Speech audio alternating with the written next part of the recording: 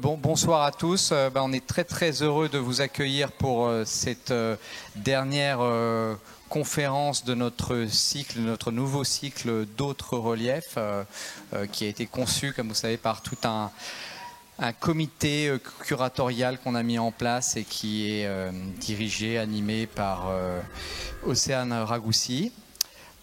Donc pour cette dernière conférence, en fait c'est pas vraiment une conférence, en fait ça va être un dialogue, entre Gilles Delalex, Georgi Stanichev et puis Océane et Marc Armengaud. Donc j'ai compris qu'il ne voulait pas parler trop longtemps, mais en contrepartie il va y avoir une démonstration de voguing, je crois, que Gilles nous... Voilà, je vous demande de l'applaudir parce que c'est la première fois qu'il va se produire sur scène. Donc ils vont nous parler du pavillon français de la Biennale de Venise. Moi, j'ai eu la chance d'y aller et c'est vrai que c'est une expérience assez unique et que ce pavillon français porté par l'équipe de Moto, par Georgie, par Clémence Lasagna, etc. Il contraste de façon assez impressionnante du reste des propositions de cette Biennale de Venise, parce que eux, ils ont vraiment fait une vraie proposition architecturale et on est immergé dans une construction dont ils vont nous parler. Et donc ça n'est pas comme le reste des pavillons qui cette année proposent simplement une exposition ou un discours sur l'architecture qui peut être intéressant. Là c'est vraiment une expérience d'architecture et une expérience festive, et ça tombe bien pour cette dernière séance, parce que j'espère que ça va être aussi dans cette salle et puis ensuite après sur notre terrasse, un peu aussi la fête. Donc la fête n'est pas finie, c'est le message qu'on voudrait vous faire passer ce soir. Voilà, donc je laisse la parole à Océane et à toute l'équipe. Merci beaucoup.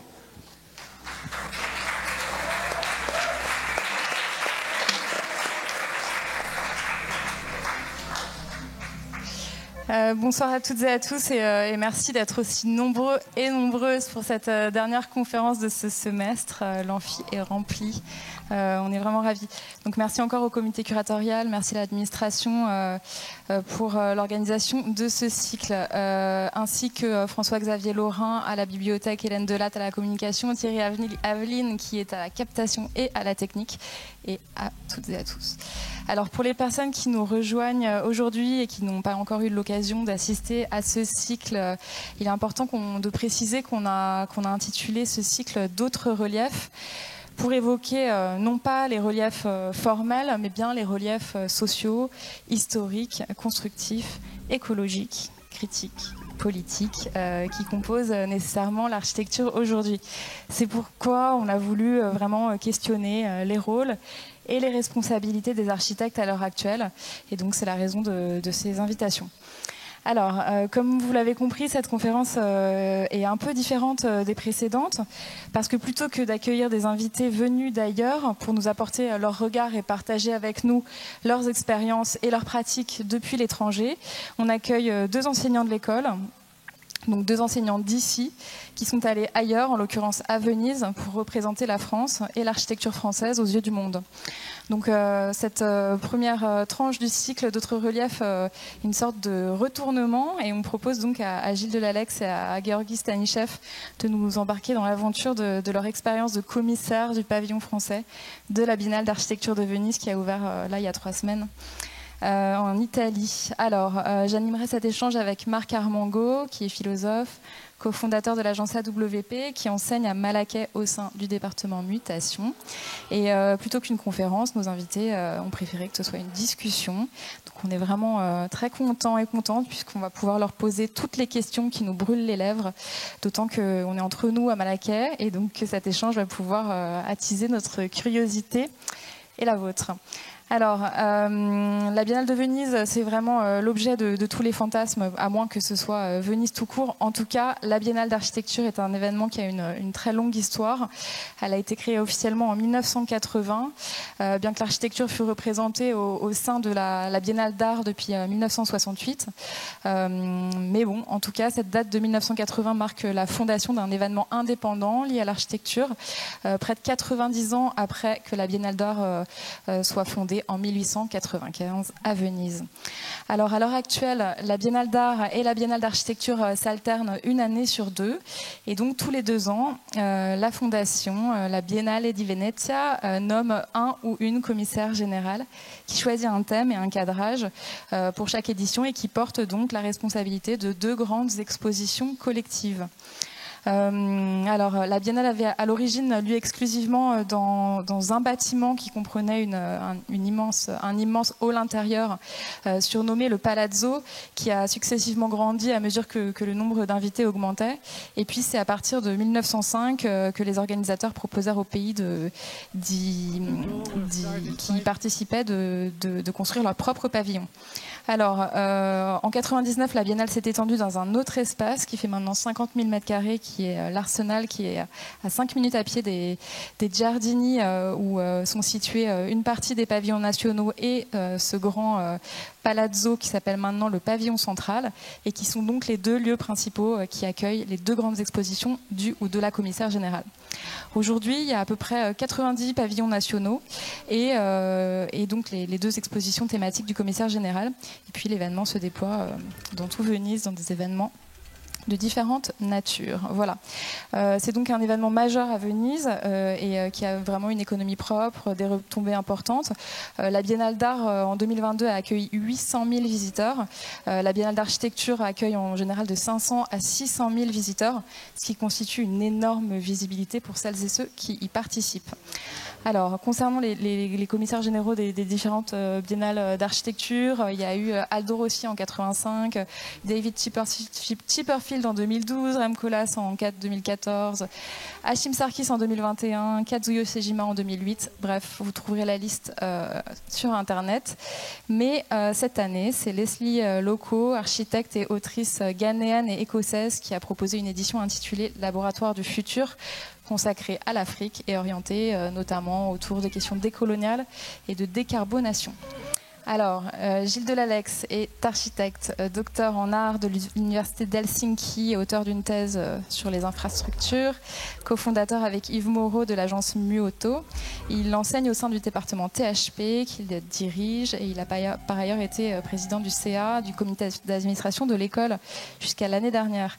L'agence Muoto a été lauréate de l'écart d'argent pour un projet à Saclay, qui est un équipement sportif de restaurant universitaire qui s'appelle le lieu de vie. Georgi Stanichev est architecte diplômé de Malaquais, scénographe, docteur en architecture, auteur d'une thèse sur l'universalisme soviétique dans 8 pays socialistes. Il enseigne aussi à Malaquais dans le même département, THP, et il dirige son propre atelier de scénographie à Paris. Alors, en octobre 2022, l'Institut français a annoncé que votre équipe était lauréate du pavillon français avec un projet pour lequel vous avez candidaté, qui s'appelle Bold Theater, la fête n'est pas finie, qui est conçu, je vous cite, pour réveiller nos désirs d'utopie. Dès son inauguration, l'installation a fait l'objet de controverses et a fait beaucoup parler d'elle. Donc on est donc vraiment ravis que vous puissiez nous en parler avec quelques semaines de recul. Et pour initier notre échange, je voudrais commencer par vous demander très très simplement pourquoi vous avez voulu candidater au commissariat et comment est né vraiment le désir de représenter la France à un tel événement de cette envergure. Merci Océane, bonjour à tout le monde. Je pense que l'envie de faire un projet pour la Biennale avait une sorte, pour la Biennale de Venise, avait une sorte d'introduction qui était qu'avec Gilles on enseigne ensemble depuis 2 ans. On fait 12 pardon, oui, c'est toujours mon 12 ans, qu'on cadre un studio de projet master dans lequel certains peut-être d'entre vous ont pu participer, qui s'appelle Ville Utopie et qui est un peu une sorte de sous-texte, d'enjeu comme ça, de fabriquer, de réveiller en effet des projets d'utopie, c'est-à-dire de re-questionner le genre utopique par le projet, non pas nécessairement les grands discours utopiques, mais de questionner comment l'utopie peut être un genre qui se décale de la réalité, qui se décale du quotidien, qui se décale de l'ordinaire, et nous permet de cette manière de réfléchir sur l'actualité, d'une certaine manière. Donc chaque année, depuis 12 ans, on propose aux étudiants qui choisissent ce studio des sujets différents, des thèmes différents, des entrées différentes, par lesquelles ils questionnent ce genre et par le projet font une recherche en fait sur ce genre. Et donc quelque part, la candidature pour la Biennale de Venise est tombée comme un aboutissement de ce travail ensemble, enfin comme l'occasion plutôt de tester nous-mêmes, cette fois-ci, sur nous-mêmes, les méthodologies, le genre de réflexion qu'on essayait de mener avec les étudiants. Donc c'était avant tout ça notre souhait, je suppose.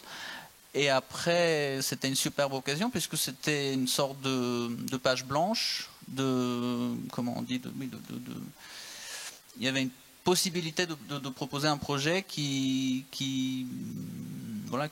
avait cette même enjeu de questionner ce genre de l'utopie, et en plus de fabriquer non pas un projet de discours, mais un objet architectural qui l'incarne, qui permette de réfléchir sur ces ouvertures utopiques. Voilà. Tu veux rajouter quelque chose ? Oui, en fait, on a appliqué ce qu'on a toujours enseigné, quoi. On a vu que c'était pas si facile, hein, excusez-nous, désolé. Mais oui, on s'est retrouvé à faire l'exercice qu'on enseigne, en fait. Et puis on s'est retrouvé de l'autre côté, on s'est retrouvé en étant nos propres cobayes, quoi, nous-mêmes un petit peu étudiants à fabriquer des maquettes, des storyboards et tout ce genre d'outillage qu'on propose aux étudiants. Donc on les a mis en œuvre pour nous-mêmes pour la première fois, quoi. Et c'était aussi notre première expérience en fait à faire du projet. On s'est dit un jour il faudra peut-être le faire nous-mêmes. Mais c'est exactement ça. Ouais. Quant à représenter la France, ça n'a pas du tout été notre grande question. Et ça explique peut-être un certain nombre de décalages par rapport aux autres pavillons, parce que le poids de représenter un pays d'ailleurs dont on n'est pas forcément originaire, je pense que c'est un petit peu lourd, c'est pas facile à porter. Et je pense qu'on s'en est peut-être rendu compte au moment où on l'a présenté. On a réalisé que c'était un exercice qui représentait la France, mais disons qu'on s'est dit que, sachant qu'on avait été choisi, on essayait déjà de faire le projet qu'on nous-mêmes on avait envie de faire. Donc c'est une question qui est venue bien après. Je pense que dans la plupart des pavillons, enfin le décalage que tu mentionnais, je pense qu'on sentait le poids du symbole, quoi, qu'il fallait apporter à Venise, et le discours qui était présent déjà là. Et c'est pour ça qu'en général ce sont des expositions, parce que en fait la plupart des pavillons ce sont des rétrospectives des meilleures pratiques, de ce qui se fait, de ce qui est symbolique, de ce qui est le moment dans chacune des sociétés. Et on découvre, on se dit ah c'est formidable. Donc il y a toujours un aspect un peu démonstratif. Hein, on dit voilà, ça c'est bien. Et nous c'est vrai qu'on n'est pas du tout parti dans cette optique. Donc peut-être ça nous a un petit peu libéré de certains poids, de certaines choses, mais après ça nous rattrape. Hein. Il n'y a pas de problème.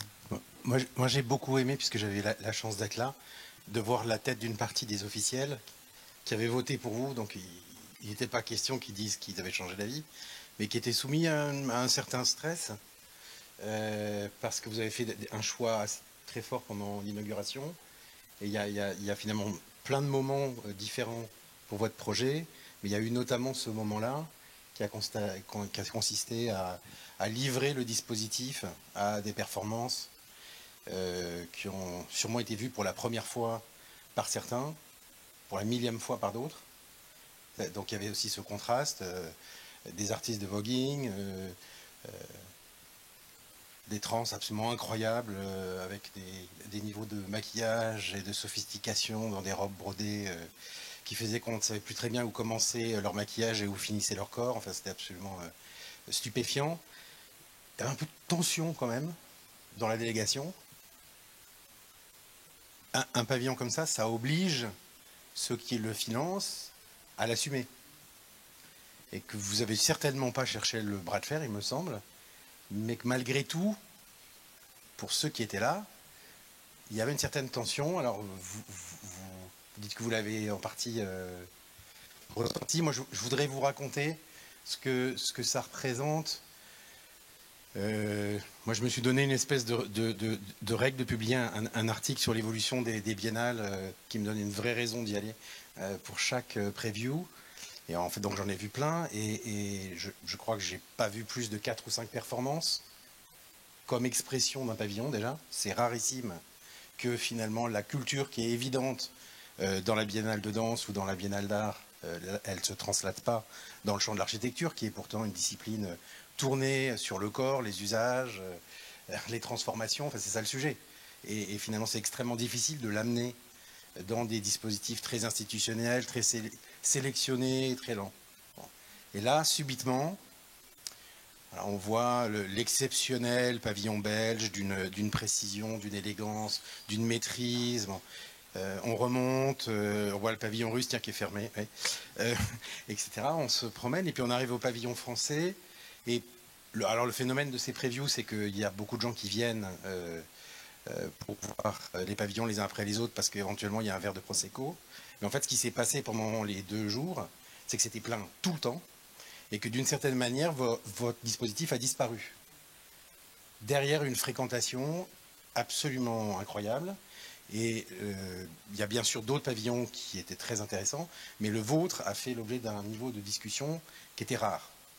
Donc c'est un témoignage, c'est même pas mon avis. Ça a été le pavillon que les gens ont adoré, détesté ou adoré. Et que rien que le fait d'arriver à ce niveau d'appréciation, de sentiment, de positionnement, c'est un achèvement incroyable dans un exercice qui est généralement un peu tiède par nature, parce qu'il a fallu faire plaisir à tout le monde et surtout vexer personne. Donc ça, c'était très fort. Il y avait des gens qui hurlaient de joie dans le public. Hurlaient, on se serait cru à un match de foot ou à un concert. Avec une projection de sa propre émotion. Il y avait des gens qui pleuraient. Il y avait des gens qui disaient « c'est nul ». Voilà, on a mis du fric là-dessus. Comment ? Il y avait surtout pas beaucoup de gens qui faisaient « ouais, encore un ».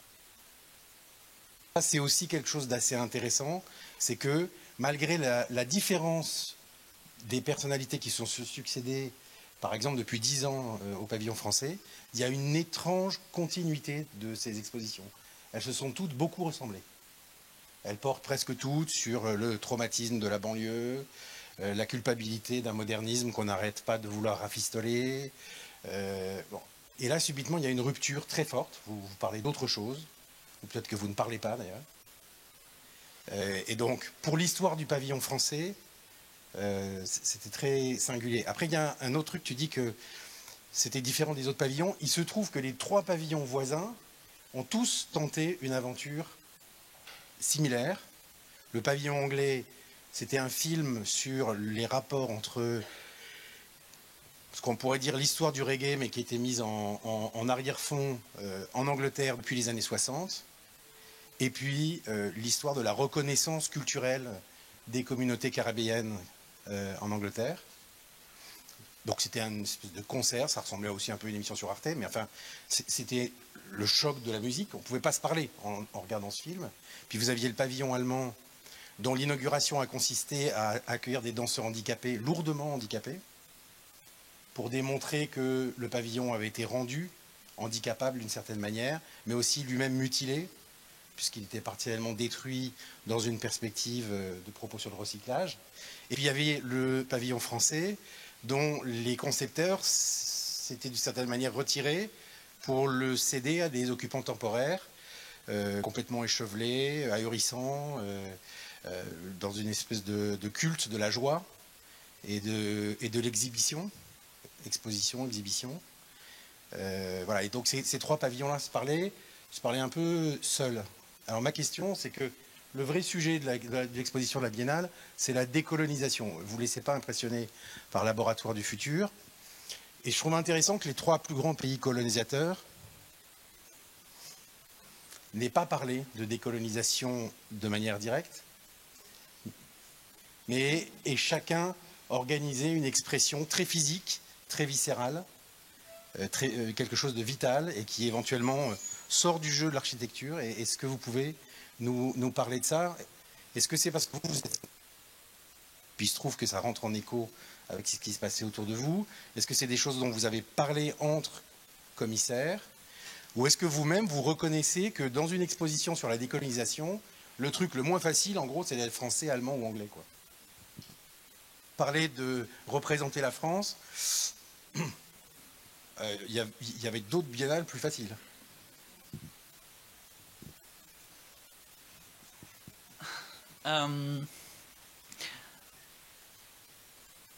Moi, je pense que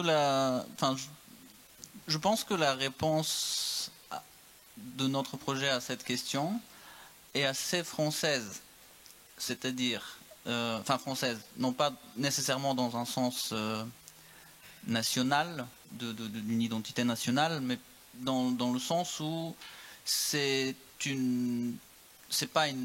pense que la position d'une culpabilité affichée ou d'une sorte de reconnaissance, de raconter ou documenter de la décolonisation, c'est pas tellement effectivement notre réponse, mais celle de proposer un objet qui effectivement, on peut dire, vient un peu des Lumières d'une certaine manière, un objet à la fois parfait et imparfait, à la fois pur et fragile, à la fois construit, très dessiné et très bricolé, et que cet objet est creux d'une certaine manière, il est ouvert, il est vide, c'est une architecture qui accueille, qui a une certaine dimension humaine quand même.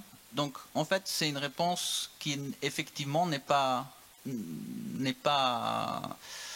tournée vers un passé, elle d'une certaine manière elle prend ce qu'il y a à prendre des passés différents, mais surtout elle propose un nouveau lieu de vie d'une certaine manière, pour reprendre votre titre, un lieu à occuper d'une certaine manière, à occuper par différentes nouvelles justement formes d'occupation. Et elle propose justement de réfléchir à des nouvelles formes d'occupation. Par occupation, c'est pas nécessairement l'occupation insurrectionnelle, encore que ceci peut en faire partie, mais c'est l'occupation par la fête, par la célébration, par le rituel, par juste être là d'une certaine manière. Donc elle propose effectivement un nouveau lieu.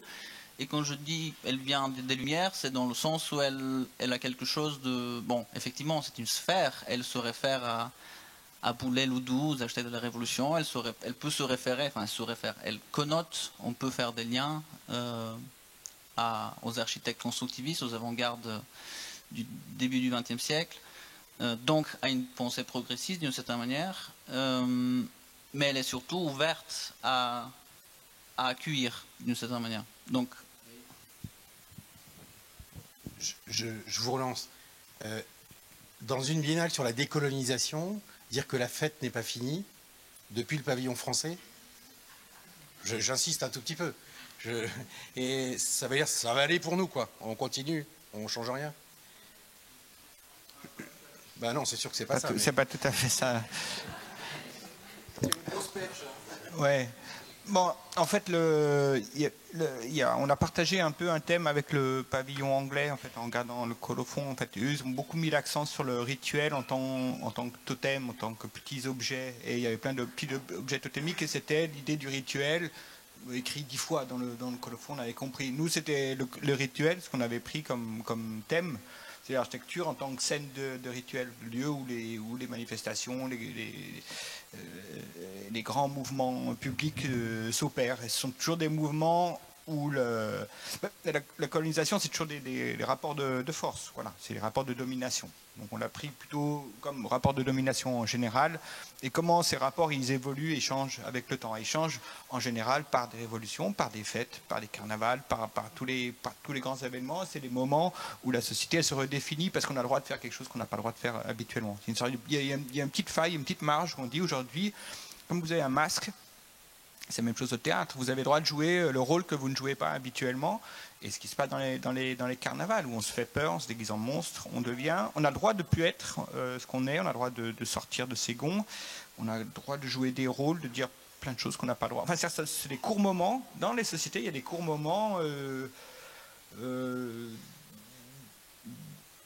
où la société, elle se défait, enfin, qui sont nécessaires, hein, je veux dire, pour notre santé mentale. Et donc on s'est dit que l'architecture, elle pouvait avoir un rôle à jouer. C'est-à-dire qu'il y a des architectures qu'on peut occuper, ou quelque chose comme ça qui peut arriver. Et puis il y en a d'autres où ça ne peut pas arriver. Et on s'est dit que la lumière avait créé les lumières, elles ont créé des lieux, des architectures qui peuvent être beaucoup plus ambivalentes en réalité qu'elles le sont. C'est-à-dire que c'est un petit peu facile de dire il y a les architectures du pouvoir et puis il y a celle des contre-pouvoirs. Personnellement, je pense que c'est pas du tout vrai. Et la seule manière dont on l'aborde en général, c'est par le biais de la subversion. C'est-à-dire qu'on va essayer de subvertir le pouvoir. Et je pense que c'est pas la manière qu'on a choisie. Globalement, on s'est dit, il y a beaucoup plus on a plutôt choisi l'ambivalence. On a plutôt choisi le fait qu'il y a des lieux qui pouvaient signifier quelque chose et qui pouvaient basculer dans leur signification. C'est-à-dire que, par exemple, le théâtre, il a deux vies. Il y a des moments de contemplation où il est complètement calme, on ne sait pas ce que c'est, s'il y a des sons, des voix, il y a de l'ailleurs. Et puis il y a des moments, c'est la fête, la réflexion, c'est des événements. Mais à chaque fois, tous les mois, le pavillon il change de signification en fait. C'est plus le même. On arrive, quand il est là, c'est une navette spatiale, une sorte de théâtre. Et puis quand on passe de l'autre côté, c'est une sorte de théâtre, c'est une salle de spectacle. Ça va être une radio dans un mois et demi, et ça va être une planète dans un peu moins d'un mois. Enfin, il va changer de rôle, comme un personnage quoi, de carnaval. Donc quelque part, pour nous, ça questionnait la question des rapports de pouvoir et ce côté de... cette chose qu'on a toujours je critique les critiques d'architecture qui arrivent juste à mettre un symbole et une signification sur un objet. Et nous, on a dit, bon, c'est un projet qui n'a pas de statement. C'est pas un vrai statement. On ne dit pas grand-chose. On dit réveiller les désirs d'utopie. Hein. C'est chercher des ailleurs. Parce que pour nous, le statement, il devait rester. C'est pour ça qu'on a mis peu de texte aussi. Et il nous semblait que l'objet, le lieu, il devait rester ambivalent. Quoi. Il devait rester comme une chose dont on ne sait pas tout à fait d'où elle vient et qu'est-ce qu'elle va devenir. Et selon l'occupation, elle peut changer. Et ça peut changer. Enfin, quelque chose d'un peu en devenir. Et c'est parce que c'est comme ça. C'est là que les relations de pouvoir elles peuvent basculer en vérité. Après, vous avez peu écrit, mais vous avez quand même écrit, notamment dans le catalogue de l'exposition, de l'installation, dans lequel vous parlez, vous citez Nietzsche en disant la souffrance est une valeur nécessaire à la volupté. Enfin, c'est quand même un statement assez fort. Vous dites notamment que les crises sont des étapes douloureuses, mais nécessaires pour passer à d'autres choses.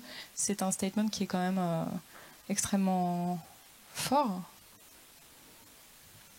Oui, c'est pour nous faire parler sur la fête n'est pas finie. Effectivement, c'est une métaphore parce qu'aujourd'hui, il y avait un message quand même. L'idée, c'est qu'on est effectivement dans les temps de crise et on n'arrête pas d'en parler des crises et plus on en parle, plus on s'enfonce dans la crise. Hein. C'est un peu le principe de la décadence. Et plus à force d'en parler, plus on dit qu'on est en déclin et à la fin on est décadent. C'est ce discours qui est décadent. Hein. Notre position, c'est plutôt de dire que les crises en fait sont seulement des moments de changement. On passe d'une époque à l'autre. Et on perd les repères. Les anciens repères disparaissent, puis les nouveaux ils apparaissent, mais pas encore, ils ne sont pas encore là. Et donc on est dans un déséquilibre entre deux faces, dans un basculement. Et ces moments de crise ont toujours été des moments d'invention très forts. C'est les moments de basculement du pouvoir et des valeurs.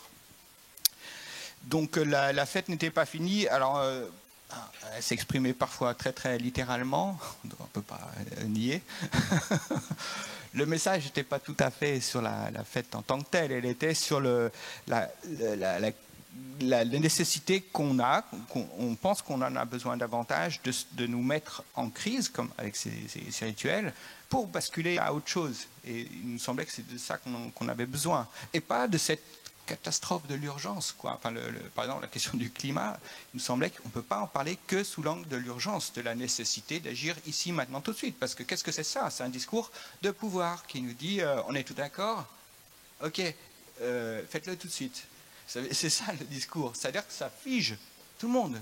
Plus personne n'est capable d'agir et de penser par lui, par elle-même. Donc on est, en disant la fête n'est pas finie, on voulait dire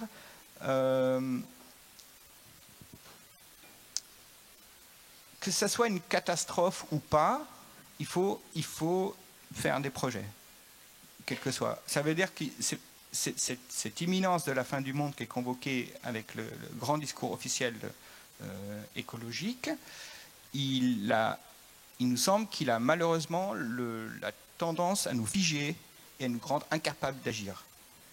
Or, il faut agir.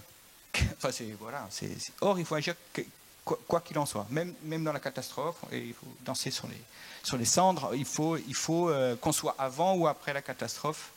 Il faut y aller.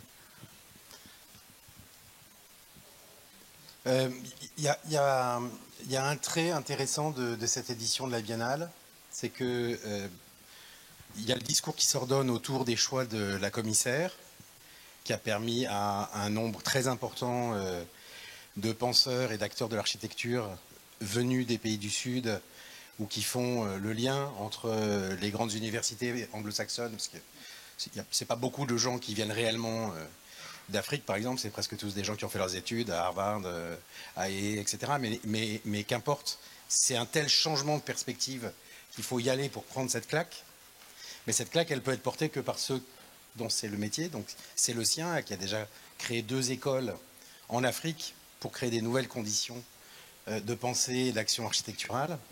Donc ça, c'est une partie de la Biennale. Et puis ensuite, j'ai eu l'impression que pour les pavillons nationaux les plus importants, qui sont tous réunis dans les Giardini, qui sont presque tous européens ou liés à une histoire impérialiste, il y avait une voie de sortie, c'est qu'on ne se décolonialise pas littéralement, mais on se met en cause comme infrastructure. Alors ce n'est pas quelque chose qui a commencé avec cette biennale, mais c'est quelque chose qui s'accentue très fort. C'est qu'il y a beaucoup de pavillons qui disent « mais qu'est-ce qu'on fout là ? Qu'est-ce que c'est que cette histoire de dépenser 2 millions, 3 millions, 10 millions ou 200 000 euros ou 5 000 sont je crois que le pavillon grec, par exemple, fait avec très peu, et fait pas mal d'ailleurs. Qu'est-ce que c'est que cette idée de concentrer des discours dans ces conditions-là? Et est-ce que c'est pas un réel problème, finalement, de continuer à le faire dans un cadre national, de continuer à le faire à Venise, qui est une ville martyrisée par l'hyper-touristification, etc. Et donc beaucoup de pavillons sont allés dans le sens de devenir des espaces où on questionne l'utilité même du pavillon, où on questionne sa matérialité. Donc les Allemands qui font les choses avec un certain sérieux se sont mis à cogner sur leur pavillon, tout simplement, à faire des trous dedans, à enlever des morceaux, à dire que ça, c'est un peu Gaston Lagaffe, quoi. Ça, bah, plus besoin, ça on enlève, bon. Et etc. Et donc il y avait ces pavillons qui sont allés dans le sens de l'infrastructure, ils étaient parfois sur le chemin de la culpabilité, la rédemption, parce que ce sont des sujets... je vous promets, allez voir cette biennale, vous allez sortir un peu abîmé. Qu'est-ce que vous dites et qu'est-ce que vous pensez de l'architecture une fois que vous vous êtes posé cette question depuis des continents qui n'en ont pas eu les moyens, pas eu le droit, pas eu les financements depuis jamais. Et quand on leur donne, c'est notre langage, c'est notre fric, c'est nos intérêts. Donc c'est un peu lourd. Moi j'ai l'impression que quand vous parlez d'ambivalence, il y a une réponse qui est aussi peut-être liée au fait que vous ne proposez pas une solution à l'instant T, à l'instant de la biennale, et qu'en fait votre projet il passe par la biennale, et il est né grâce à ça, mais en fait quelque part ça fait 12 ans qu'il existe, et il part. Et dans ce sens-là, donc j'aime bien que vous rappeliez 2 choses. C'est est-ce qu'il va vraiment pouvoir devenir après, et les moyens qu'on met là-dedans, c'est-à-dire vous, votre boulot, c'est d'enseigner et de construire. C'est pas forcément de gérer un cirque, même si c'est un cirque ambivalent, même si c'est un cirque critique. Et deuxièmement, est-ce que vous pouvez expliquer pourquoi vous avez édité un catalogue qui est une sorte de roman photo muet, qui est une œuvre graphique qui n'est pas la justification de votre projet, mais qui est déjà un départ depuis votre projet réalisé par un artiste. Donc, qu'est-ce que ça signifie aussi pour votre projet? Est-ce que c'est l'équivalent de faire venir des danseurs de voguing dans votre dispositif et les laisser faire ce qu'ils veulent? Ou est-ce que c'est un besoin pour ce projet de trouver d'autres modes de narration? Alors, on ne l'a pas en main, c'est débile. Je l'ai. C'est un objet magnifique. Là aussi, le propre des catalogues à Venise, c'est d'être tous très, très, très sur le discours. J'ai raison, je sais tout, faites comme moi. Là, il doit y avoir un maximum de 3 phrases. Fais-le passer même, fais-le passer. Il reviendra avec les traces de doigts de tout le monde, c'est génial. Bon, en tout cas, je peux commencer par répondre à la première partie de ta question. Effectivement, pour nous, la Biennale et le pavillon en français, même comme bâtiment, c'est un point d'origine, en ayant en tête ces 12 ans d'enseignement, mais c'est un point d'origine de cet objet architectural. Alors, il est architectural entre la structure, le décor, la scène de théâtre. Effectivement, il a ces plusieurs dimensions. Mais point de départ aussi, dans le sens où nous avons souhaité construire un réceptacle d'une certaine manière. Alors c'est comme le théâtre antique, il a toujours ces 2 faces, la face de réceptacle neutre qui permet un certain nombre de choses, qui permet de se produire sur scène, qui est l'équipement théâtre en quelque sorte. Il a sa dimension spectaculaire ou scénographique aussi, puisque toute la coulisse, la technique, tout s'expose un peu comme des faits esthétiques, comme des objets. Mais c'est un bâtiment, en quelque sorte, démontable, qui va pouvoir vivre bien au-delà de la Biennale. On l'espère. Pour le moins, on projette de le faire venir en France. Donc c'est un peu un théâtre démontable, effectivement, qui est pensé pour être rangé, optimisé en quelque sorte, qui va voyager vers la France, qui va faire sans doute plusieurs villes, on l'espère, et donc qui va continuer à être cette architecture qui est à la fois très orientée, en même temps très invitante à revivre des vies différentes, puisque l'idée pourrait être que dans chaque nouvelle ville, dans chaque nouvelle occasion, il y a en effet des nouveaux acteurs, de nouvelles identités, des nouvelles masques, de nouveaux costumes, etc., qui viennent se produire, s'inventer sur cette scène. Donc, effectivement, il y a une vie, il y a l'occasion de cette construction, et après, il y a cette vie, on rigole souvent autour de cette construction, puisqu'on hésitait à comment la fabriquer, effectivement. À la fin, on a opté pour une structure en acier, donc c'est des lames en acier qui fabriquent toute cette enveloppe en méridien et parallèle, et qui est garantie pour 30 ans. Donc on a 30 ans de vie devant nous, pendant lequel on va se taper le Ball Theater à différentes occasions. Donc elle a été conçue pour se déplacer, et pas spécifiquement pour la Biennale. Alors oui, c'est un peu ambivalent, parce que la coupe que vous avez vue, ou les images qui peut-être défilent, montrent qu'effectivement il est à la fois issu de ce genre des solides réguliers qui est la sphère, et en même temps il est tronqué, il est dimensionné, il est proportionné presque parfaitement pour le pavillon. C'est-à-dire il touche à 4 cm près sa corniche, son oculus ou son ouverture supérieure, elle est dimensionnée par rapport à la verrière. Donc il y a une sorte de dimensionnement comme ça, presque contextuel, et en même temps il garde sa capacité d'être sphère, qui est en construction, qui est incomplète d'une certaine manière, et qui suggère la possibilité de la compléter. Quelque part, cette demi-sphère, elle est toujours en chantier. On peut toujours la continuer, la poursuivre. Alors, chose entendue. Mais ce truc, il nous montre son cul. Mais ils ont fait exprès de le mettre si près de la porte qu'on ne puisse pas passer. Mais en fait, c'est beaucoup trop grand, il n'y a pas la place. Et puis alors, je ne comprends pas. Ils ont saturé la première salle, et puis les autres sont presque vides. Mais c'est quoi les trucs dans les autres salles? C'est d'autres idées qu'ils n'ont pas réussi à finir? Ou c'est quoi le rapport en fait? Et hier je suis venu, il y avait des perruques suspendues, aujourd'hui elles y sont plus, comment ça se fait? Voilà. C'était succulent, mais peut-être vous pouvez expliquer aussi. C'est pas un rapport à l'espace qui est sans aspérité? Merci. Alors, ce projet a vécu plusieurs vies, même en tant que projet. En quelque sorte, vous pouvez même voir après, où on peut raconter cette évolution. Au départ, c'était une sphère complète, d'une certaine manière, qui montrait son cul, pardon, comme tu dis, à tout le monde, tout le temps. Et après, en fait, cette incomplétude qui est l'état actuel, pas forcément définitif du projet, on le trouve assez fort.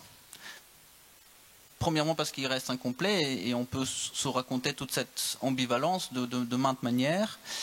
Et puis parce que justement on peut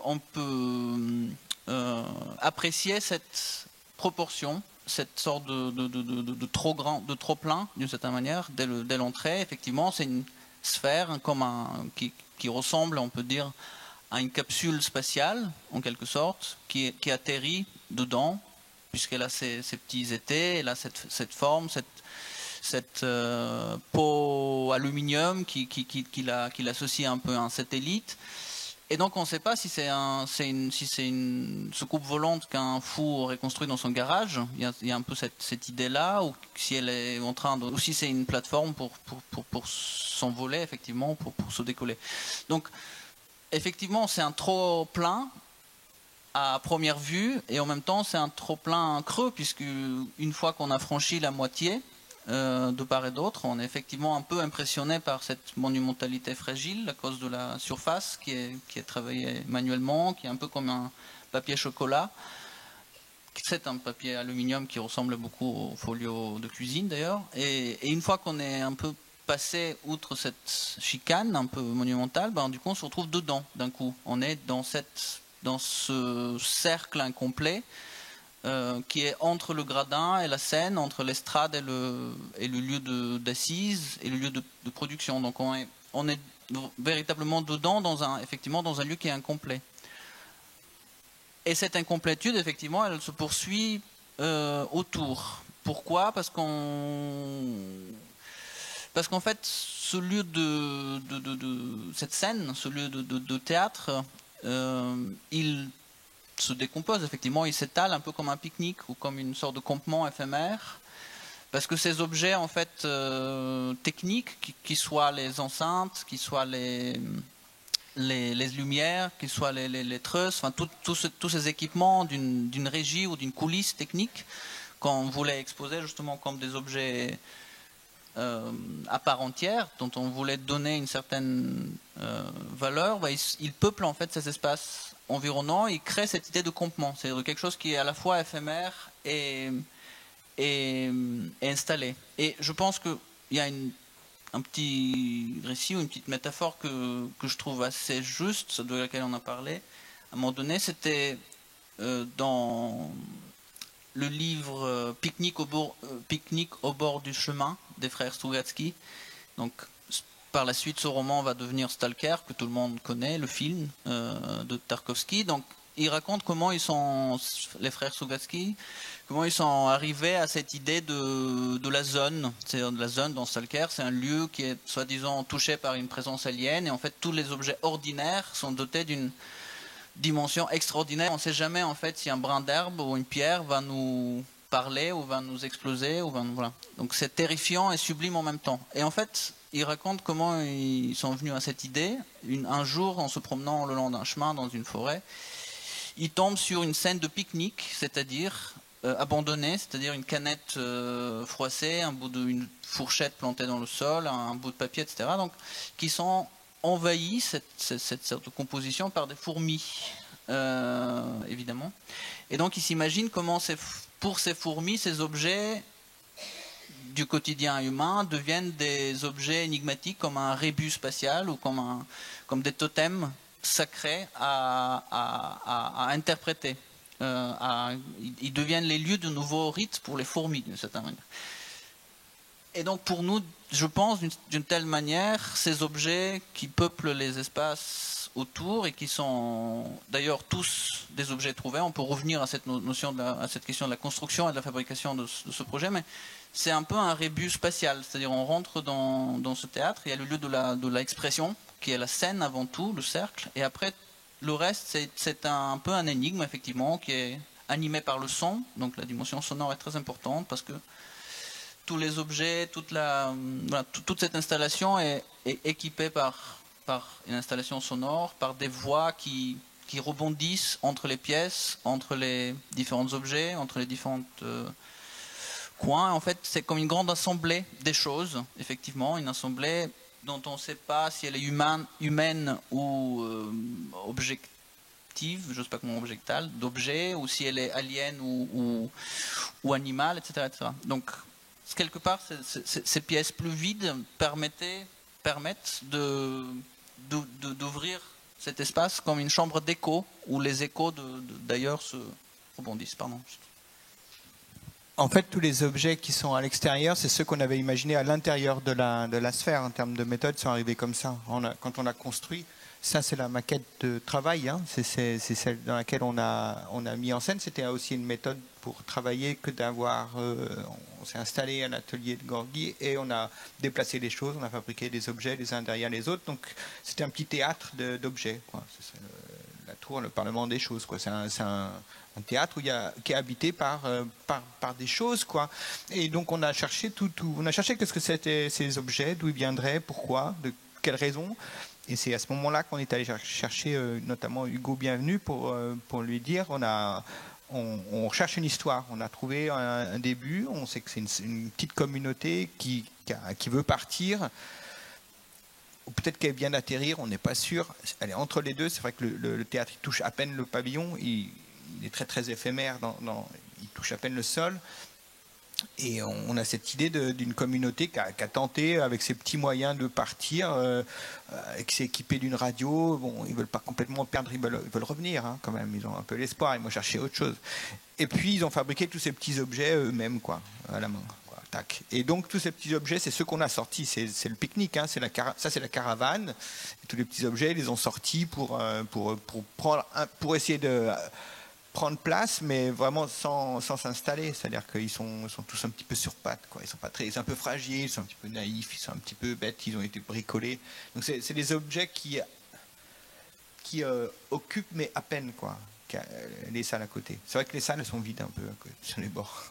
Bon, alors j'ai hyper envie de réagir sur les petits moyens et d'enchaîner sur les conditions de production du projet, mais pour revenir sur la question que posait Marc juste avant par rapport à votre rôle en tant que commissaire, en tant qu'architecte dans ce projet, vous avez conçu une installation et une programmation. Donc c'est une installation à activer que vous proposez d'activer au travers d'un programme que vous avez décidé, qui est assez fixe, j'ai l'impression. Est-ce que vous pourriez nous raconter cette relation entre l'installation, la programmation que vous prévoyez et qu'est-ce que c'est que cette scène que vous mettez à disposition? Elle est à disposition de qui? Alors moi, je ne suis pas encore allée, mais est-ce que si j'y vais, moi aussi, je peux me mettre sur la scène? Et est-ce que je peux utiliser les micros? Comment ça se passe? Racontez-nous un peu. Nous, en fait, l'équipe, ça vient de l'équipe. L'équipe, on l'a constituée un petit peu comme celle d'un théâtre. C'est-à-dire que nous, on est architecte, scénographe. On est allé chercher Joss aux Andes, notamment, qui était à l'époque la directrice de la Gaîté Lyrique, la programmation. Et puis Anna Tardivel qui travaillait ensemble. Donc c'était un petit peu des gens dont c'est quelque part le métier, en fait, de réfléchir à une programmation. Et la programmation, elle s'est faite avec le temps, en fait. Elle s'est pas faite d'un bloc. Elle n'est pas d'un bloc. C'est pas la programmation qui délivre le message. À chaque fois, c'est des messages un petit peu différents. Ça a commencé avec les danseurs. C'est quand même la culture populaire française. Ça parle d'une certaine culture aujourd'hui, quoi, hein. On s'est dit que c'était bien aussi. C'était un petit peu facile, comme la glace à la vanille, quoi, quelque part. Ça peut pas faire de mal, mais c'est là, quoi. Ça fait du liant. Ça fait parler, ça fait discuter un petit peu. On a des événements s'appellent des balles. Le nom du ball, ça vient de là. C'est le théâtre où se font les bals, ces événements. Et il y a des bals qui sont scientifiques. Là, il va y en avoir bientôt. Je cherche Fanny, là, qui va en animer un. Donc il y a des chercheurs français, enfin c'est plutôt c'est la France quand même. La part française, elle est dans la programmation. Il y a des étudiants, il y a des écoles qui vont venir, puis il y a évidemment des artistes. Mais chacun arrive avec son discours, sachant qu'ils ont pris connaissance du contexte, du dossier, de l'objet. Ils en font une interprétation. Chacun arrive avec un des aspects et elle développe un petit peu davantage. Donc le programme, il est fixe, hein, il est donné. Le public lui-même, il n'intervient pas dedans, c'est-à-dire qu'il y a une interaction, mais qui est quand même légère. Une légère interaction qui tient au fait que, par exemple, on peut enregistrer sa voix, c'est-à-dire que la bande sonore n'est pas une bande en fait, c'est un son qui se régénère, qui se nourrit en fait des sons qui arrivent au fur et à mesure de la biennale pendant les 6 mois, c'est-à-dire qu'à la fin on va avoir une bande de son énorme, quoi, immense. Donc le son il va toujours évoluer, donc ça c'est le public en fait qui fait évoluer l'atmosphère sonore, mais le public peut aussi venir pour voir un bal. En fait, chaque événement, on les a définis comme des comment on dit, des résidences, ouais, résidences spectaculaires. C'est comme un concert à huis clos. Quand on peut rentrer dedans et on voit les gens répéter, travailler. C'est plutôt ça, quoi. En fait, c'est pas tout à fait des concerts. Le jour de l'ouverture était un peu particulier. Hein, c'était un vrai spectacle. Et donc, dans l'idée, on était plutôt dans une scène qui était la scène à l'arrière. C'est entrer dans un théâtre par l'arrière. On se disait, on arrive pas par l'entrée principale, on arrive par l'arrière du théâtre. C'est pour ça qu'on n'arrive pas en face. Et qu'il y a encore des rideaux, il y a encore les caisses qui sont là, les caisses, les travel cases là, qui sont en fait les vraies, celles qui sont celles des haut-parleurs qui sont situés un petit peu partout, quoi. Donc chaque groupe va se réapproprier tout le théâtre. Ça nécessite un petit peu de technique. On ne peut pas juste filer comme ça toutes ces techniques à tout le public. Mais le public il va interagir, c'est-à-dire il agit sur les objets. Les objets ont des petits capteurs. Il y a aussi le rôle des comment on les appelle, les médiateurs qui expliquent et qui peuvent les animer aussi, qui jouent un petit peu avec le public. Ils ont un rôle en fait. Ils sont pas juste à dire un discours, mais ils ont une petite télécommande dans le dos qui fait parfois croire au public c'est eux qui animent les trucs. Donc il y a les animateurs qui sont un petit peu tout le temps, qui font un petit peu bouger le son pendant tout le temps de la biennale aussi, quoi. Bon, je pense que pas mal de gens ont des questions. Tu as une question ?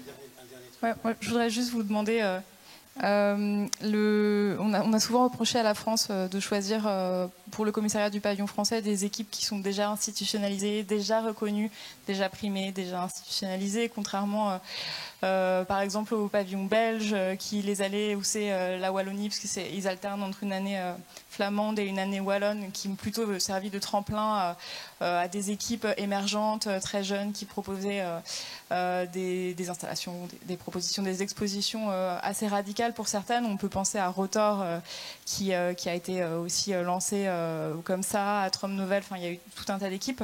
Est-ce que vous pensez que c'est enviable aujourd'hui d'être commissaire du pavillon français ? Est-ce que vous pensez que vous encourageriez de jeunes équipes à candidater les années suivantes au vu des conditions dans lesquelles vous avez travaillé cette année ? On n'a pas eu le temps de parler des conditions financières, c'est-à-dire le travail consiste aussi en la conception d'un pavillon, mais aussi en une levée de fonds importante, en disons prendre en compte des aspects du projet qui sont multiples et assez énormes.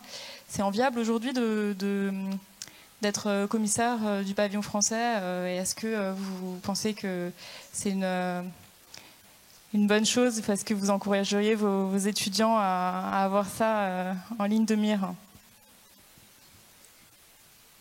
Enviable, non, je pense. Enfin, je ne sais pas si c'est le bon, le bon terme. En tout cas, c'est une superbe occasion pour une jeune équipe comme la nôtre, comme nous, Tu rêves. En fait, de fabriquer un projet que nous avions en tête, enfin pas celui-là en particulier, mais de concrétiser une collaboration. Voilà. Donc, dans ce sens, c'est une super occasion, effectivement. Ce qui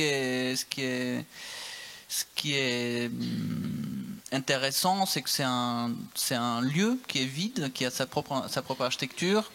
Je parle du pavillon français lui-même, qui est quand même un lieu qui accueille, donc qui est intéressant à occuper. Donc c'est-à-dire c'est une invitation effectivement à imaginer une structure, à imaginer un projet en fait. Donc dans ce sens, oui évidemment que c'est extrêmement intéressant de le faire.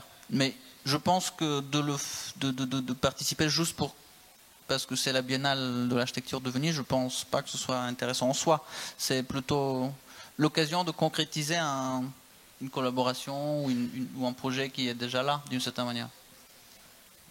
Certainement que, par exemple, aux Allemands qui sont allés chercher des morceaux de détritus, de résidus de la Biennale d'art qu'ils ont exposés, qu'on en fait des tas, on leur dit mais comment vous avez pu faire ça? Comment vous avez pu, dans le temps qui était imparti, et que les moyens, ils n'avaient pas plus de moyens que nous, enfin je veux dire, ils ont fait un appel pour du crowdfunding.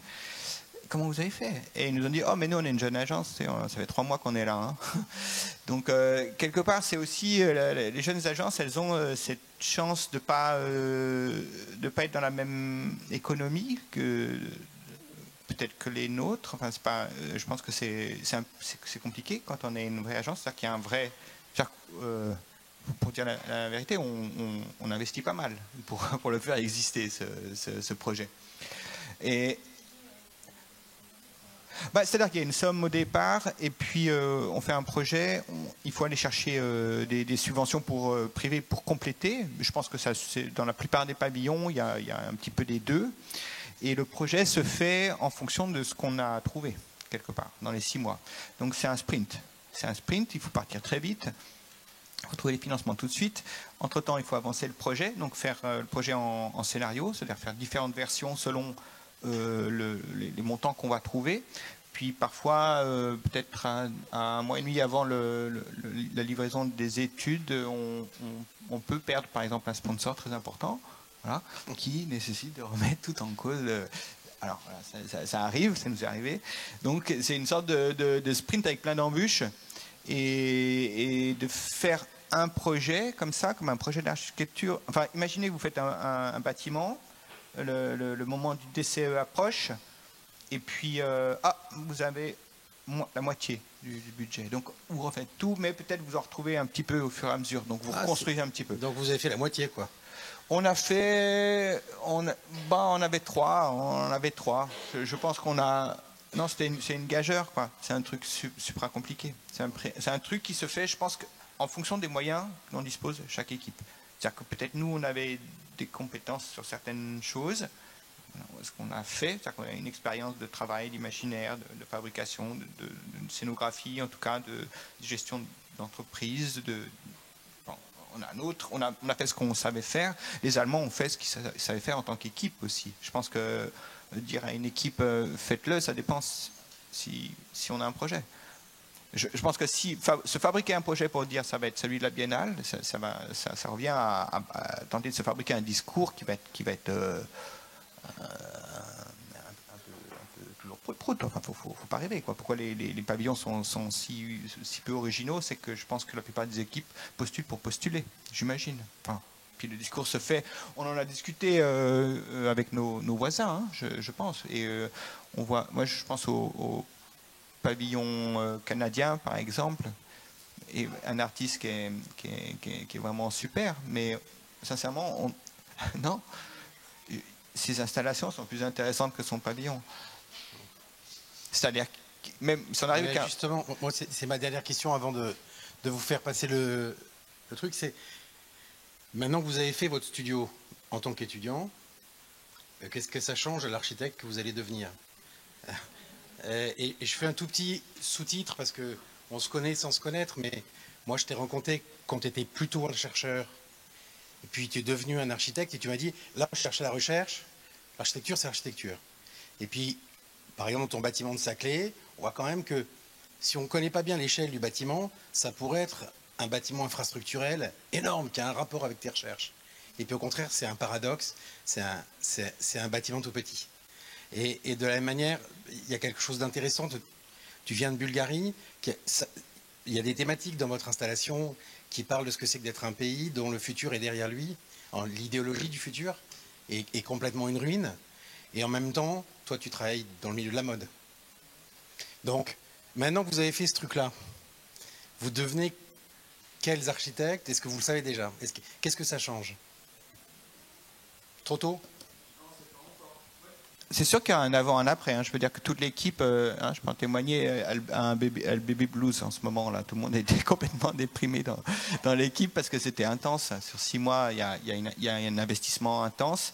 Et je pense qu'il y a quelque chose qui est plus tout à fait pareil. Et tu as raison de mentionner qu'on a livré un paquet de choses qu'on avait dans le fond du cœur, dans le fond. Non, enfin, je veux dire, on a joué, on se connaît assez pour savoir où sont les intérêts et les expertises de chacun. On a joué, on a mélangé nos trucs, mais tu as parfaitement raison. On est allé, on a fait rentrer ça.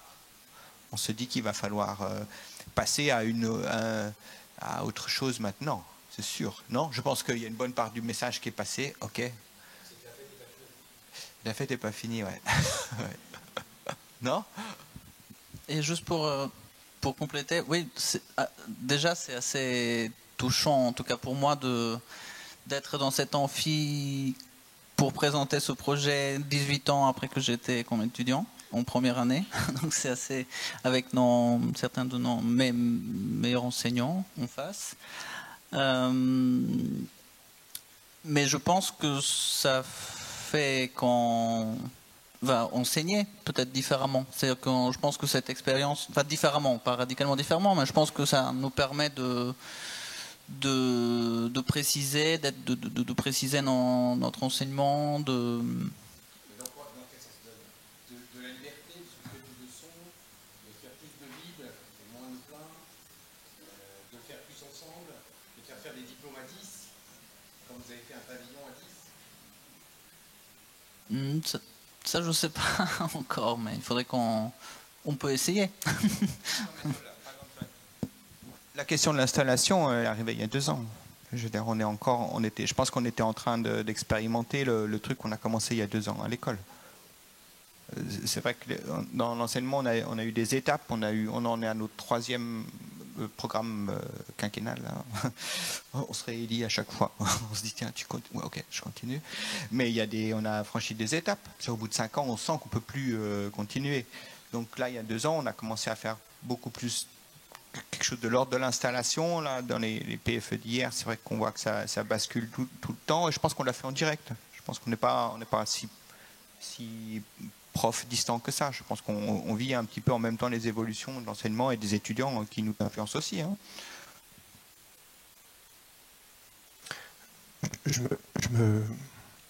Première question, et merci pour la présentation. Je suis j'espère ne pas être le seul, je suis très intrigué par le dispositif festif. Je n'ai pas eu le privilège d'être sur place. Vous avez évoqué évidemment Boulet ou ça fait penser à Léonidov ou d'autres architectes pour qui la figure de la sphère n'est pas forcément la morphologie la plus festive, à la fois comme cénotaphe, comme absence, comme objet morbide ou comme contrôle, comme pouvoir politique parfois violent. Vous présentez aussi un objet, enfin les photos sont vachement bien parce qu'elles présentent aussi le public qui est un peu extériorisé de ce lieu de théâtre, qui est à l'extérieur en fait et qui n'est pas vraiment sur ce qui pourrait être les gradins. Georgi, tu parlais de Stalker, alors qui est qui est un film aussi, comment dire, à différents niveaux d'interprétation ou de lecture, mais qui est aussi une interrogation sur la mystique de la création comme film. Donc j'essaie de mettre un peu tous ces éléments les uns à côté des autres. Le fait d'avoir choisi Marc Armengaud comme philosophe pour avoir une conversation aussi avec vous. Et alors c'est vraiment pas une question pour faire marrer tout le monde, mais je me pose la question, est-ce que vous avez imaginé avoir une conversation sur cet objet festif et collectif avec un ou une psychanalyste à la place d'un ou une philosophe? C'est une vraie question. C'est une vraie question.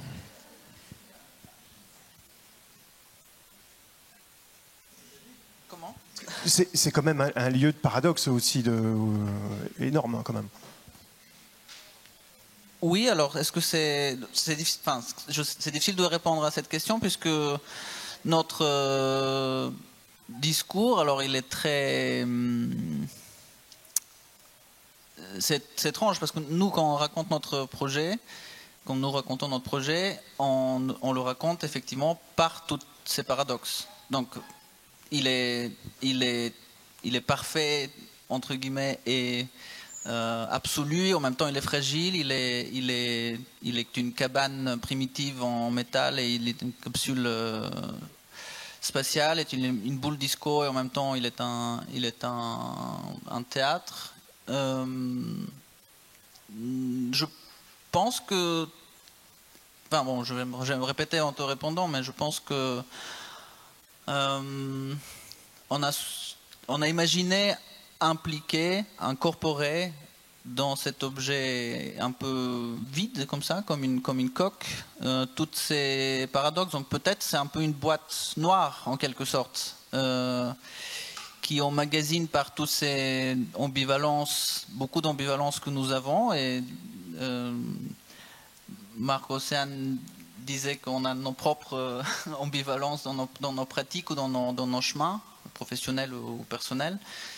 Mais je pense que c'est aussi une forme de générosité, potentiellement, que de proposer un objet qui est ambivalent et qui permet de se projeter dedans d'une certaine manière, c'est-à-dire d'identifier peut-être ses propres fragilités. C'est un objet qui se veut, qui connote une certaine idéalité, donc une certaine force ou une certaine monumentalité. En même temps, il est hybride, et donc cette hybridité ou ce côté hétérogène composite, un peu en chantier, un peu déconstruit, avec tous ces câbles qui pondent, c'est un peu un grand cerveau dans lequel on peut c'est un peu une tête, oui. Nous, c'est clair que c'était un petit peu une tête, oui, avec le son qui résonne entre les, enfin quelque chose, un bourdonnement. L'idée des sons, ça venait un petit peu de là aussi, une espèce de bourdonnement qu'on peut ressentir à l'intérieur de sa propre tête. Ouais. Et c'est les acouphènes. Et qui vient d'ailleurs d'un vieillissement, d'une perte sonore qui est remplacée par autre chose. Et par ailleurs, la fête, nous on l'associait pas. Bon, on a travaillé avec Joss en particulier, mais on l'associe pas forcément à un truc joyeux. Enfin, c'est pas forcément une joie festive, haha, comme ça. Enfin, je voulais dire qu'il y avait des gens qui trouvaient ça plutôt triste, d'ailleurs. Ouais. Oui, les carnavals, les grands carnavals en Suisse, là où ils se déguisent en monstres, ils sont effrayants. Hein. On n'irait pas se balader entre eux, ils font vraiment peur. Ils se travestissent en monstres, poilus. Enfin, et il y a un truc un peu cathartique dans la fête. Les raves, sont effrayantes aussi. Enfin, c'est des endroits lointains, on ne sait pas où on va, on est dans le noir. Il n'y a que des gens qu'on ne connaît pas. Il y a beaucoup de choses illicites, d'excès illicites. Donc, c'est des risques. Non, je pas. Pardon. Mais la fête, elle est angoissante. Et on est évidemment dans un imaginaire qui ça reprend des sujets qu'on a convoqués l'année dernière. Un sujet de PFE qui parle de ce sentiment d'angoisse et d'euphorie, de ce basculement entre les deux qui est un peu l'époque, c'est-à-dire il y a un sentiment d'angoisse, mais il faut le rattraper par l'euphorie. Mais c'est toujours une euphorie temporaire et l'angoisse pas permanente non plus, mais on veut rester un petit peu dans cette entre-deux. C'est la fête. D'ailleurs, pour la petite histoire, hein, on devait traduire le titre français qui arrivait un peu par hasard, c'était le slogan, hein, la fête n'est pas finie, c'était pas notre titre initial, mais on devait le traduire en anglais et c'était donc The Party is Not Over. Et je veux dire, je me suis assez radicalement opposé à cette idée de parler de party, parce que party c'est la boum. Il y a zéro ambivalence, c'est pas un fest, c'est pas de Hellfest. Il y a pas toute cette notion de la fête qui se prépare, par exemple, toute la préparation. Enfin, je pensais au festin de Babette, par exemple. Enfin, c'est toutes ces narrations de comment tu prépares la fête. Et pour nous, la préparation de la fête est beaucoup plus importante que la célébration même. Comment on se prépare, comme le carnaval de Rio, c'est une préparation permanente en fait. Toutes les écoles qui se préparent toute l'année, ou en Suisse c'est pareil. C'est ça le rituel, c'est ça l'idée rituel. Le plus important c'est de la préparation. Et puis après, bon, il y a une sorte d'explosion, mais elle vient juste pour marquer le renouvellement, le cycle en fait. Donc enfin, nous on convoque pas tant la fête en tant que soyons joyeux. C'est pas tout à fait mais c'est pas du tout hédoniste, non. On n'a pas, non. Non, c'est pas du tout ça. Mais je pense que ça peut l'être, hein, il n'y a pas de problème. Mais pour nous, c'est tout ce travail de préparation, parce que dans la préparation, on se projette à nouveau. C'est-à-dire qu'on projette quelque chose. Alors c'est cyclique, mais ça n'est pas forcément. Les Lumières n'ont pas inventé un temps particulièrement cyclique, hein. Mais dans ces rituels, on revient à des temporalités beaucoup plus archaïques, c'est-à-dire. Hein, mais qui a une sorte de renouvellement, parce que le temps linéaire et du futur, enfin le laboratoire du futur là, que convoquait Leslie Locaux, on l'a pas tout à fait repris littéralement. C'est-à-dire que nous, le futur, on y croit, enfin il est mort, quoi. Enfin il est plus là. La question c'est comment on le réinvente, comment on fait. Je voulais juste rajouter un petit commentaire qui rebondit un peu sur les interventions et puis vos commentaires, etc. Sur le côté ambivalent, c'est évident, et je pense que c'est la force de cette création-là. Et même, je pense aussi, pour répondre aussi un peu à la question de Franck, peut-être puisque vous y répondez pas tout à fait, c'est qu'en fait une création comme ça, elle nous dépasse aussi. C'est-à-dire qu'en fait, il y a une part d'interprétation qui est évidemment,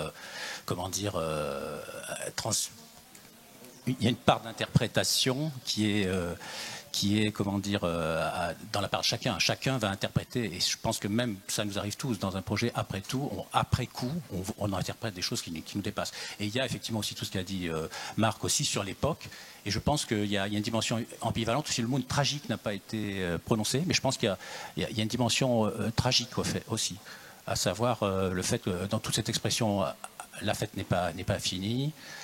Ça me fait penser aussi au livre de Peter Sloterdijk qui s'intitule « Après nous le déluge », une phrase qui a été, paraît-il, prononcée la première fois par Madame de Pompadour, et il commente ça très longtemps. Et donc c'est vrai qu'il y a cette dimension à la fois de légèreté, je trouve, c'est-à-dire donc de déculpabilisation par rapport au poids que tu disais, c'est-à-dire effectivement, à force de dire qu'il y a crise, on s'enfonce dans la crise, donc on balaye ça et puis on part avec, en fait, on dit une sorte de légèreté. Ça, c'est très fort. Et en même temps, il y a peut-être aussi le fait que si on fait rien, on est à un point de bascule. L'ambivalence, c'est aussi un point de bascule. Et ce point de bascule, c'est si on fait rien, après nous le déluge, du jour, oui, on ne sait pas ce que deviendra la planète. Alors, j'ai juste deux petites courtes questions, à savoir, est-ce que vous avez le choix du titre en anglais? Est-ce que vous avez réfléchi longuement? Vous avez regardé un peu la polyvalence en anglais? Je suppose que oui. Enfin, la réponse est un peu dans la question. Et puis une autre question, est-ce que vous avez eu des hésitations sur la couleur, sur l'aluminium? Parce qu'il y a un petit côté couverture de survie. Couverture de survie, on sait qu'il y a deux côtés. Il y a un côté or, il y a un côté qui est par rapport à la survie. Enfin, c'est une courte question, mais bon. Moi, je vais répondre sur la question de l'anglais. Enfin, rapidement, je l'ai un petit peu dit à l'instant. Puis Gorgui effectivement, sur la question de la couleur et de la matérialité, ouais, c'était une question et ça a changé. On a changé d'avis même pendant l'installation. Mais initialement, on était dans un imaginaire un peu science-fiction, bling-bling, quoi, quelque chose de très cheap, comme un vaisseau spatial, mais avec la couverture de survie qu'on aurait fabriqué. Le vrai matériau lui-même. On a eu des choix, effectivement, on a tranché, on a eu des choix. L'objet, par exemple, on a pensé la faire en métal brut, c'est-à-dire qu'il pouvait évoluer, il pouvait rouiller. Et avec la couverture de survie, il aurait pu être orange à l'intérieur et argenté de l'autre. Mais on va dire, politiquement, c'est-à-dire on s'est dit on dit qu'on va le réutiliser, c'est un objet qui va continuer, donc on s'est dit ok, ah oui, si on le zingue, ok, il va pouvoir durer 30 ans. Donc on s'est dit quand même on peut pas éviter le zingage. Et donc on a pris le parti de le faire vraiment argenté. Et puis quand on a commencé à retravailler les objets eux-mêmes, on s'était dit le zingage coûtait cher. C'était compliqué, il fallait les amener, enfin c'était du temps aussi. Et aussi, quand on a vu par exemple, vous voyez le petit tourniquet là, il était bleu, un peu abîmé, et on s'est dit qu'il était assez beau dans son jus, et il y avait les traces de soudure et tout ça, et ça nous a assez plu en fait, les traces de soudure. En fait, elles étaient... Non, on trouvait que les objets avaient un peu plus de plasticité, de profondeur aussi. Donc ça, on a fait le choix aussi Enfin, c'est deux choix qui ont été faits entre la sphère et les objets d'un point de vue esthétique. Et sur le titre, je disais, la fête pour nous, c'était, il y avait un peu comme tu, oui, c'est vrai. Ouais. Ball, ouais. En anglais, ouais. Oui, mais au singulier, ça va. Et puis, non, mais il y a la culture du ball aussi là. Les balls, c'est aussi des fêtes qui existent depuis le début Harlem, les années 30 aussi. Oui, il y a un petit peu ça, ouais. On continue à...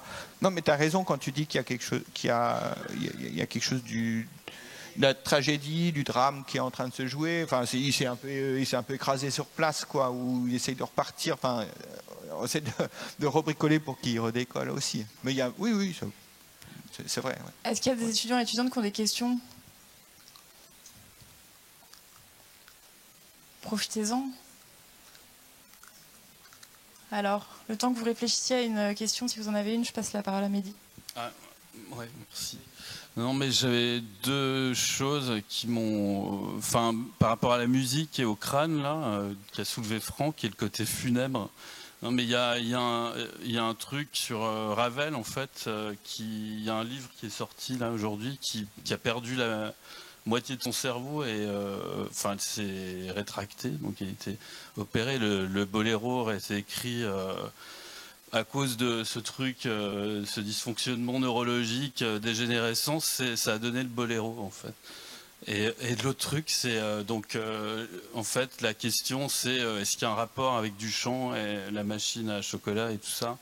On a l'impression, ces objets, de lire avec les projections là, du verre, de la mariée, les ombres. Est-ce qu'il y a une référence aussi à Duchamp enfin, ouais. Je sais pas, mais on va peut-être prendre un psy après cette séance. Oui. Mais je sais pas encore si on le fera collectivement ou...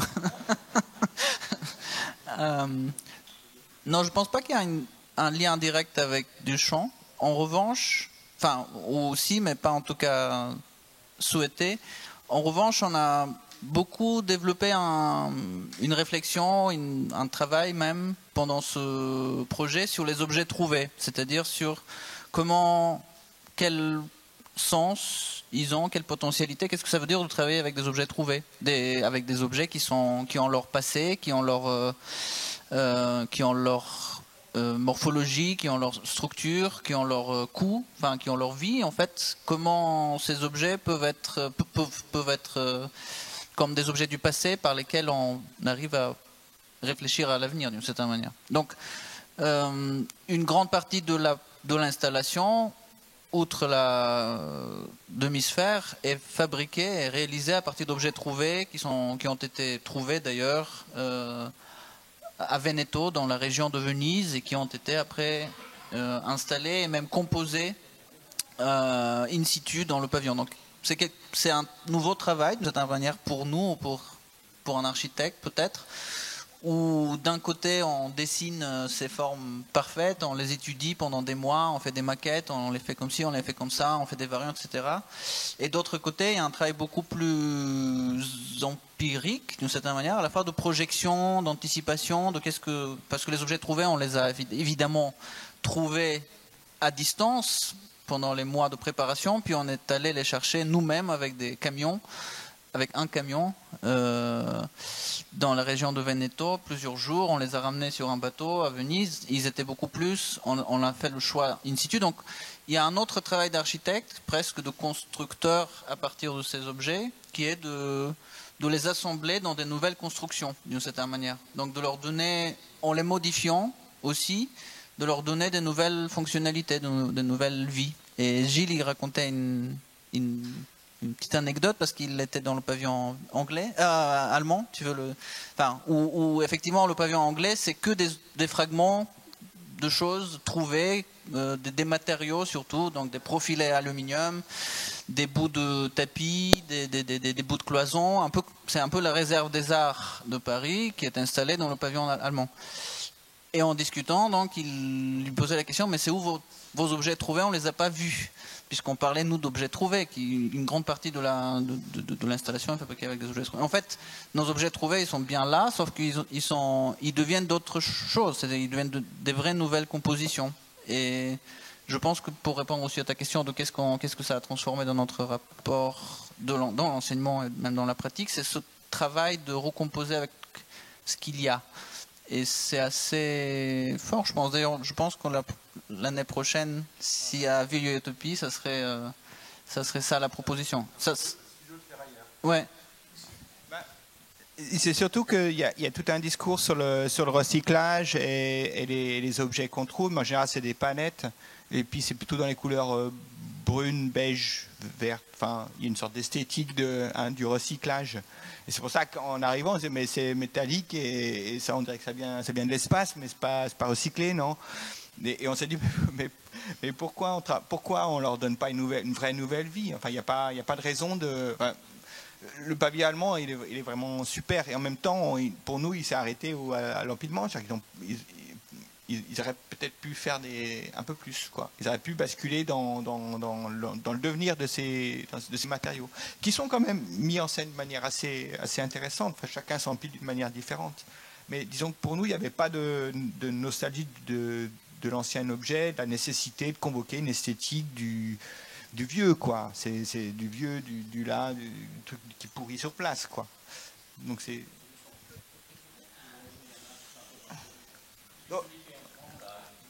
La question est, est-ce que c'est que des objets trouvés? On a rajouté le truc constructiviste. Enfin, c'est Gorky qui a fait ça. C'est Gorky. On a rajouté des trucs. Est-ce qu'il y a des gens qui ont des questions?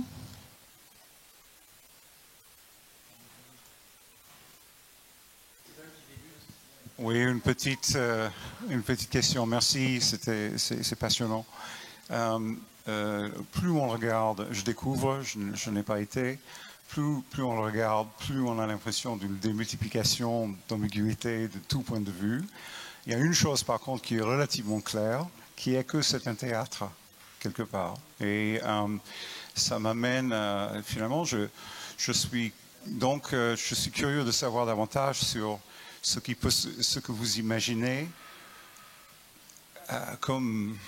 Enfin, quel est votre rapport à ce qui va avoir lieu là?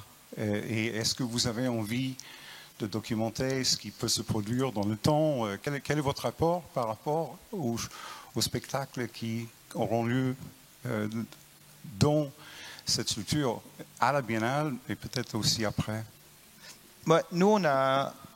Avec notre Baby Blues là, actuel, on a très envie d'y retourner, en fait. Je crois que tout le monde a envie d'y aller, quoi, en fait. Moi, je pense qu'on va y aller régulièrement. On va y aller en juillet, en août, déjà. En septembre, on verra avec le calendrier, mais on y retournera. Je crois qu'on va... Non, on aime bien y aller, en fait. Simplement, je pense qu'on l'a pas envisagé... On ne s'est pas envisagé, nous, comme pour suivre les événements, mais on va le faire. Aujourd'hui, c'est clair qu'on va le faire. Ça serait intéressant effectivement de documenter tout ce qui se passe. Il n'y a pas un programme de documentation. Enfin, c'est quand même c'est un budget, quoi. Je veux dire, si on peut faire un vrai reportage, un documentaire, mais je pense qu'en y allant tous, en travaillant avec tous les acteurs, les chercheurs, les étudiants qui y vont, on va récolter pas mal de choses. C'est vrai que ça serait vraiment bien. On aimerait bien dans 6 mois retracer un petit peu la vie. Ouais. de les retrouver, ouais. Non, mais on aimerait bien retracer la vie en accéléré, quoi. 6 mois en accéléré de la vie du théâtre. Oui, et puis là, disons que c'est son programme prototype pendant ces 7 mois. Si on a les forces pendant l'année après la Biennale, peut-être qu'il va s'exporter justement donc en France, peut-être Bordeaux, Saint-Étienne, il y a peut-être Paris. Il y a plusieurs options et je pense que le plus juste pour ce projet, ça serait qu'à chaque fois, s'il y a bien ces itinérances, qu'il y ait un nouveau programme qui se fabrique. C'est-à-dire qu'in situ, on invite avec nos partenaires, on fabrique un lieu de vie d'une certaine manière, on invite des artistes ou des étudiants ou des collègues enseignants, et en fait on fabrique un nouveau programme à chaque fois. Donc dans ce sens, c'est un théâtre itinérant sans programme d'une certaine manière. Mais pardon? Oui.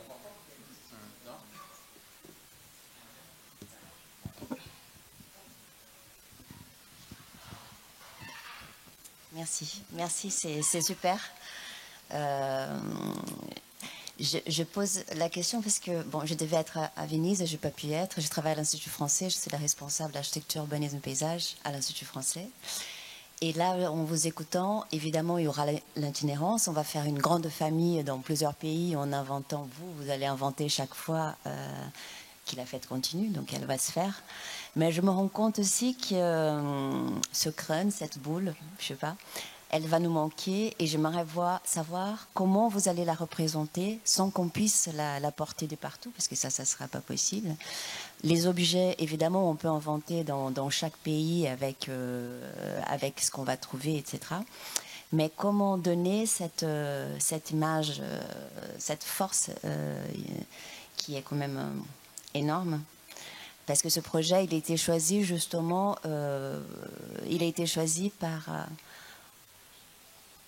cette... qu'est-ce que ça va donner ce truc? Et on était tous là, mais qu'est-ce que ça va donner? Mais c'est génial! Et pour une fois, quelqu'un présente quelque chose de différent, et c'est génial. Donc ça va être aussi une improvisation chaque moment. Mais là, en vous écoutant, je me dis, mais et la boule? Et le crâne? Comment on va faire?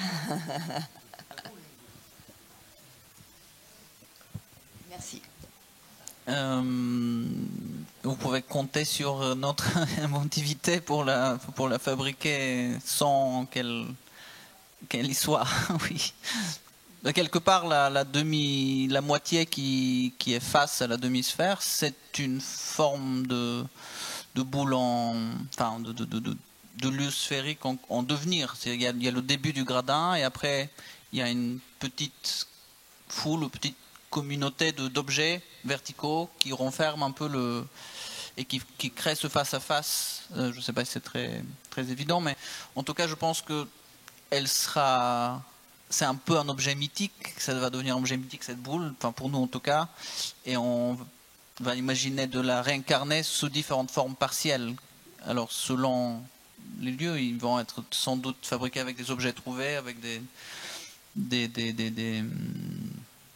Je pense que l'idée de boule partielle, elle est déjà là. Donc, à chaque fois, elle sera partielle dans différentes configurations, idéalement.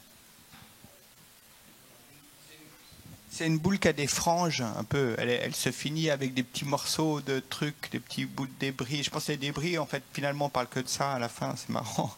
Non, c'est le moment où elle s'arrête, où elle continue plus ou moins. Et donc, c'est plutôt les franges qui vont continuer. C'est vrai que c'est peut-être pas tant la sphère qui est un peu la figure universelle, mais c'est vrai que c'est assez excitant l'idée de continuer à imaginer tous ces petits objets, parce que on en a produit combien? Des centaines, et puis il y en a 1, 2, 3, 4, 5, il y en a 5 qui sont restés de l'ensemble, mais ça veut dire que c'est une sorte de recherche sans fin, en fait, de chercher ces objets un peu animistes, là, un peu animaux, qui émettent des sons, ou qui peuvent faire autre chose quelque part, mais c'est une aventure dans laquelle on a très envie de participer, hein, qui continue vraiment. C'est pas un discours, c'est pour ça qu'on a voulu que ce soit l'objet qui parle et pas nous, parce que souvent, hein, dans les pavillons, il y a un discours et puis il est incarné. on vérifie, il fait discours, objet, discours. On fait ouais, d'accord, c'est cohérent, quoi, voilà. Non, là, on voulait que ça soit l'objet qui parle, et c'est pour ça que on assume tout un tas d'ambiguïtés. C'est pas qu'on n'est pas sûr de nous, c'est qu'on pense que l'objet, il est clairement dessiné, il est clairement défini. On a fait les câbles, on les a tirés un par un, et eux, ils mettent une ambivalence et ils produisent un discours qui n'est pas encore complet, quoi, qui continue à se faire.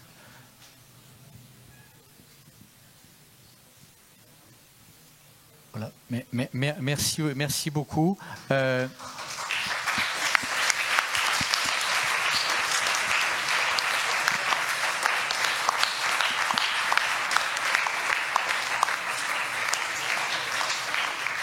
Donc maintenant, on se retrouve tous sur la terrasse là, de Perret pour prendre un verre, et je profite de la présence de beaucoup à Malaquais pour vraiment vous inviter aux journées du 13 et 14 juin prochain, donc mardi et mercredi prochain.